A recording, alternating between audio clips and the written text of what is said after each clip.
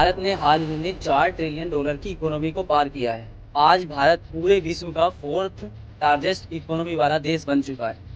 Japan, UK जैसे बड़े-बड़े देशों को भारत ने पीछे छोड़ दिया है। पर क्या हम सच में इन देशों को पीछे छोड़ पाएंगे? या सिर्फ ये नंबर का खेल है?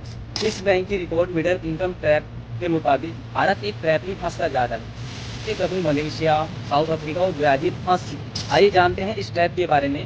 भारत कैसे इस ट्रैप से बच सकता है और भारत को कौन कौन सी गलतियां नहीं करनी चाहिए और किस गलतियों को कम्प्लीट करके आगे बढ़ा जा सकता है। मिडिल इनकम ट्रैप उसे कहते हैं। यहाँ पर कोई भी देश मिडिल इनकम में पहुँच तो जाता है बट वहाँ पर रुक नहीं पाता है। वो इनकम वहाँ रुक जाती है, जाकर ग्रोथ नहीं होती। ये मिडिल इनकम ट्रैप कहते हैं। वर्ल्ड बैंक के अनुसार 1960 से लेकर 2020 तक 101 देशों में से सिर्फ 31 देश ही आय वर्ग में आए हैं। आज हम जानेंगे 2 देशों का उदाहरण लेकर भारत किसके रास्ते पर जा रहा है। एक मलेशिया और दूसरा साउथ कोरिया। दोनों देशों ने भारत की तरह ही स्टार्ट किया था और उनकी पर कैपिटा इनकम भी लगभग भारत के बराबर थी। पर उन्होंने जो ज़्यादा ग्रोथ की तो धीरे धीरे कैसे उतर गए और दोनों ही मिडिल इनकम में आए और किस तरीके से मलेशिया नीचे आया और साउथ कोरिया ऊपर चला जाए, इनके बारे में जानेंगे अच्छी तरीके। चलिए शुरू करते हैं आज की ये वीडियो। सबसे पहले जानेंगे मलेशिया के उदाहरण को लेकर। मलेशिया बहुत गरीब देश था। व्यक्ति आय उनकी तो $74 थी, लेकिन मलेशिया ने इंफ्रास्ट्रक्चर, एजुकेशन और बिजनेस में निवेश किया। 1970 से लेकर 1995 तक मलेशिया की पर कैपिटा इनकम हुई $4,445 और 2011 तक आते आते $10,000 हो गई। इसका सबसे बड़ा रीजन बताया जाता है सस्ती मजदूरी। मलेशिया में सस्ते मजदूर मिलते हैं पूरी दुनिया से ही ज़्यादा सस्ते, तो वहाँ पर सारी कंपनियाँ चली गई तो वहाँ पर कैपिटा इनकम बढ़ गई। पर यह विकास ज़्यादा दिनों तक नहीं चला। इसमें और देश भी आए, वियतनाम और इंडोनेशिया जैसे, जिनमें मजदूरी और भी सस्ती थी। सारी कंपनियां जो भी मलेशिया में आई थी सस्ती मजदूरी की वजह से, वो अब शिफ्ट होने लगी इंडोनेशिया और वियतनाम में। मलेशिया ने एजुकेशन में खर्च तो किया बट वहाँ पर सिर्फ डिग्री दिलाने के लिए काम किया, कोई रिसर्च नहीं की, कोई इनोवेशन नहीं किया। और आखिरकार 2023 के डेटा के अनुसार 36% लोगों के पास डिग्री तो है लेकिन उनके पास रोजगार नहीं। मलेशिया में इंजीनियर्स की डिग्री पाने वाले लोग डिलीवरी बॉय का काम करते हैं। 2009 के बाद मलेशिया की इकोनॉमी ठहर गई, लेकिन क्या ये सब भारत में नहीं हो रहा है? आइए देखते हैं। भारत की जीडीपी भले ही $4 ट्रिलियन हो, लेकिन भारत में प्रति व्यक्ति आय अभी भी $2,400 पर ही अटकी हुई है। बट ये भी बहुत ज्यादा है। भारत की इकोनॉमी का पर कैपिटा इनकम को 3 पार्ट में डिवाइड किया जा सकता है। सबसे पहले टॉप 10 और दूसरे नंबर पे आते हैं 30 करोड़ लोग और चौथे नंबर पे आते हैं लास्ट में बचे हुए 2 करोड़ लोग।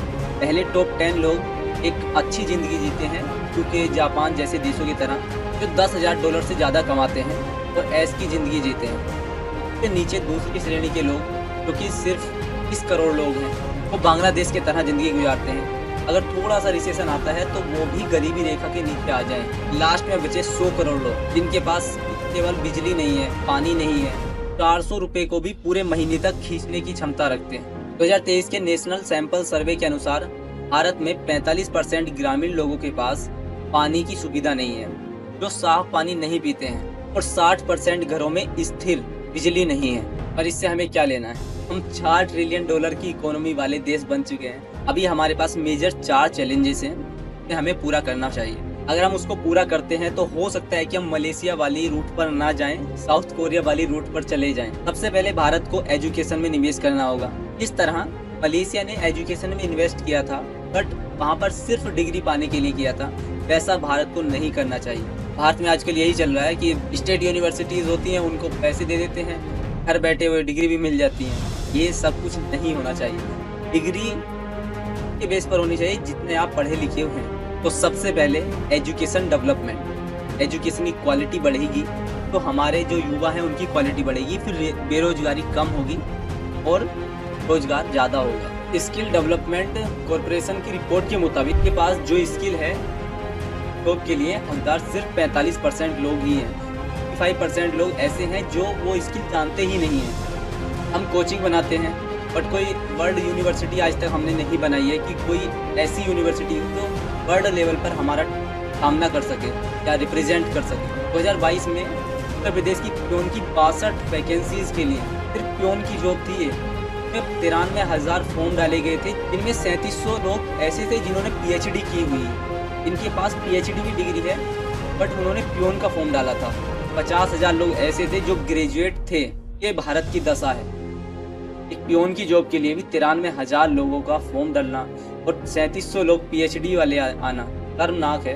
इसलिए हमें एजुकेशन में जरूर डेवलपमेंट करना चाहिए। दूसरे नंबर पे आता है इनोवेशन। भारत सिर्फ 0.7% अपनी इकोनॉमी का इनोवेशन में खर्च करता है, बट दूसरे देश और ज़्यादा करते हैं। चाइना 2.5 करता है, अमेरिका 3.5% करता है और साउथ कोरिया 5.2% करता है। और हमारा कोई ऐसा ब्रांड भी नहीं है कि स्तर पर हमारा रिप्रेजेंट कर सके, जैसे हुंडई होता है, सैमसंग, हमारा कोई ब्रांड ही नहीं है। और तीसरा है मैन्युफैक्चरिंग में पैसे इन्वेस्ट कर।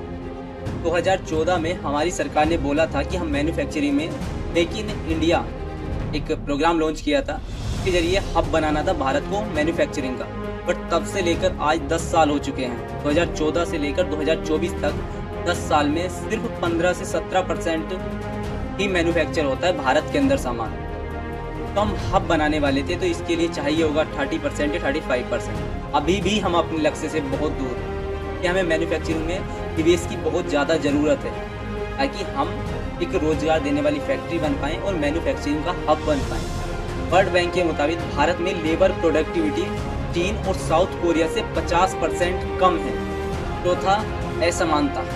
भारत के अंदर असमानता हर एक क्षेत्र में है, चाहे पुरुष हो या महिला हो, या फिर अमीर हो या गरीब हो। ऑक्सफैम रिपोर्ट 2024 के मुताबिक भारत के अंदर 1% लोगों के पास 40% इकोनॉमी है पूरे भारत की, और जो लास्ट के बॉटम की 50% बचते हैं उनके पास सिर्फ 3% है। हम सही से पैसे को डिस्ट्रीब्यूट नहीं कर पा रहे हैं, या फिर हम स्किल नहीं डेवलप कर पा रहे हैं उन लोगों के पास कि वो भी जॉब के लिए आए।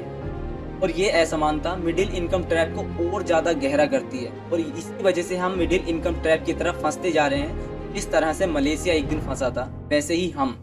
अब देखते हैं साउथ कोरिया ने ऐसा क्या किया था कि वो इस मिडिल इनकम ट्रैप से बच गया। आज उसकी पर कैपिटा इनकम $10,000 से भी ज़्यादा है। 1960 में जब साउथ कोरिया भारत से भी ज़्यादा गरीब हुआ करता था, तो साउथ कोरिया में 3 टाइप की नीतियाँ चलाई गई, जिन्हें कहा जाता है पीढ़ी। पहली पीढ़ी, दूसरी और तीसरी पीढ़ी। पहली पीढ़ी में साउथ कोरिया ने स्टील, शिपयार्ड जैसे बिजनेस को आगे बढ़ाया ताकि बेस कंप्लीट हो सके।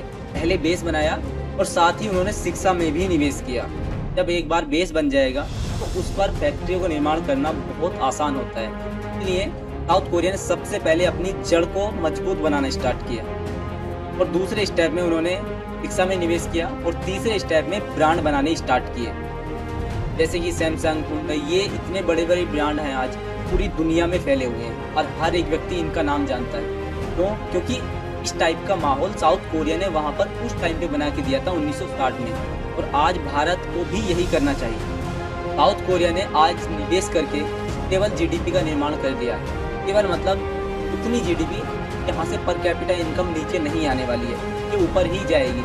इतना वहाँ पर निवेश हो चुका है, और आज साउथ कोरिया की पर कैपिटा इनकम $30,000 है। भारत को इन्हीं रास्तों पर आगे चल के एक पर GDP का निर्माण करना चाहिए। भले ही हमने आज $4 ट्रिलियन इकोनॉमी पा ली, हम भले ही 4th लार्जेस्ट इकोनॉमी बन गए हों पूरे विश्व के, पर हमें ये नहीं भूलना चाहिए इस इनकम की बढ़ती होड़ में हमने एक गैप को जन्म दे दिया है जो 1% और 50% के बीच में आता है। 1% के पास 40% इकोनॉमी होने का मतलब है कि उनको अधिक अवसर दिए गए हैं, अधिक सुविधाएं दी गई हैं, और हमने अपने 50% इस गैप को भरा जाना बहुत ही ज़्यादा इम्पोर्टेंट है। भारत कितनी भी तरक्की ऊपर करके ले जाए, 1%, 2%, 4% तक लोग उसमें आ भी जाएं ऊपर की श्रेणी में, तो नीचे के जो बचेंगे लोग, उनके वजह से हमारी GDP जाती ही रहेगी। सबसे पहले भारत को अपने बेस को कंप्लीट करना ही होगा, बिना उसके तो हम ऊपर नहीं बढ़ सकते। इसलिए भारत को 3 I पर अभी से ही काम कर देना चाहिए। इनोवेशन, इन्वेस्टमेंट, और इनों पर काम करके ही भारत आगे बढ़ा जा सकता है। अगर इन्वेस्टमेंट करेगा एक अच्छी जगह, जैसे मान लीजिए शिक्षा में इन्वेस्ट किया, तो उसका जो रिटर्न होता है बहुत अच्छा होगा। हम एक अच्छे युवा को, किसी युवा को जन्म दें और वो बेरोजगार नहीं रहे, कहीं भी रोजगार ले लेगा, या फिर हो सकता है अपनी कंपनी बना ले, ब्रांड बना ले। हमें ये भी नहीं भूलना चाहिए साउथ कोरिया ने किस तरीके से तरक्की की। इसलिए असली देशभक्ति आंकड़ों में खोना नहीं, तो देखकर असली सवाल उठाने से। अगर आप सवाल नहीं उठाएंगे तो ऐसे ही देश चलता रहेगा और 1% के पास सबसे ज़्यादा इनकम जाती ही रहेगी, चाहे कोई भी सरकार हो। कि सरकार तभी बनती है जब कोई रिचेस्ट पर्सन को हाथ मिलाता है। अभी आपने देखा होगा अमेरिका में डोनाल्ड ट्रंप की सरकार बनी है क्योंकि उसके पास इलोन मस्क था, तो इलोन मस्क ने अपनी इनकम का बहुत बड़ा पार्ट के इलेक्शन वाले प्रचार के लिए लगा दिया था। कि हमें अपना ध्यान रखना होगा कि हमारी कोई सुनने वाला है नहीं, इसलिए देशभक्त बने, अंधभक्त नहीं। कि सरकार टेस्ट की ही होती है, अपनी नहीं। शेयर कर दें हमारी वीडियो को अपनी फैमिली और फ्रेंड्स के साथ, कहीं वो भी तो देशभक्त नहीं है। और नेक्स्ट वीडियो पाने के लिए कमेंट्स करें। नमस्कार दोस्तों।